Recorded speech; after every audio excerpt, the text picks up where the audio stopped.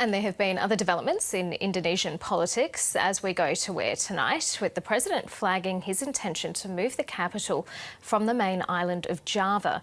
We're joined now by Indonesia correspondent Anne Barker in the capital, and maybe it's not going to be the capital for much longer. Karina, we might be moving to Kalimantan if you believe some of the reports that have come out today. We actually thought when we saw the headlines that this was maybe just a way of the president deflecting attention from the ongoing election questions as to who's won the election. We won't know till next month. But it actually does sound more serious than that. There was a cabinet meeting in Jakarta today.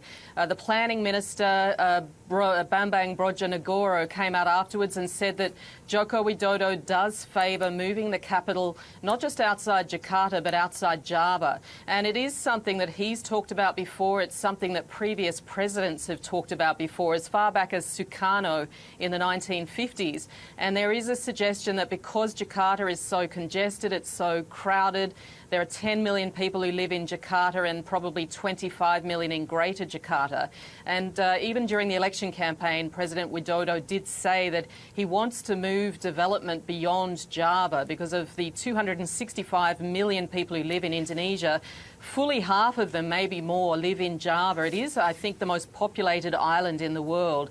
And for that reason, there are good reasons to move the capital further east. That's the suggestion. And one of those options is the town of Palangkaraya in central Kalimantan, the island of Borneo, where apparently 300,000 hectares have been set aside already going back a couple of years. So we will have to wait to see if that becomes the firm proposal and if this really is a true proposal.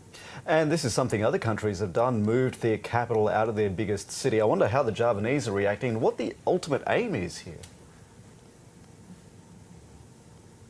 Well, I think it's an acceptance that Jakarta just has no room really left now to grow. There's a suggestion that they lose something like $7 billion a year in lost productivity because of the amount of time that people sit in traffic. This is one of the most congested cities in the world, you'd have to argue. And as the capital has expanded, more and more people, more and more towns are being built sort of in satellite areas. So I think, as you say, Brazil was one country where they've successfully moved the capital from Rio to Brasilia, which was a purpose-built city back in, I think, the 1960s. And even Nigeria, the capital was moved from Lagos to Abuja, another purpose-built city. So, I mean, the suggestion is not that all of those 10 million or 25 million people would move, but you would obviously have the seat of government, the parliament and the administrative centre move somewhere else. And that in turn would encourage development in, say, Kalimantan or wherever it might be. So, you know, it has worked elsewhere. And if you look at some of the cities in Southeast Asia or countries in Southeast Asia, none of them, or very few of them, actually had the same capital going back a few hundred years or even a few decades. So it may not be such a loopy idea after all. And it's not something that would happen overnight. Take us through the time frame if something like this were to go ahead, and also the logistics that would be involved. Well, look, those logistics might end up proving to be the downfall of this idea, because some reports already are suggesting it could cost something like $700 million a year to start this process.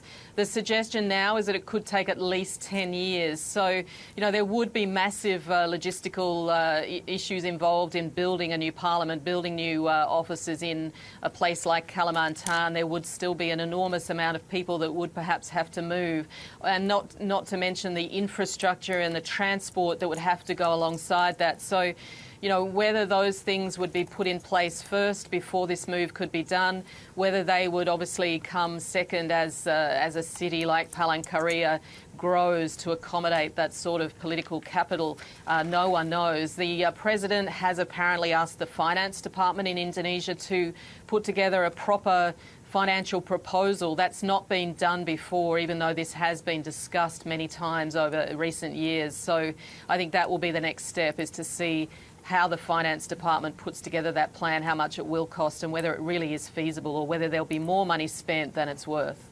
Anne Barker in Jakarta for now at least. Thank you.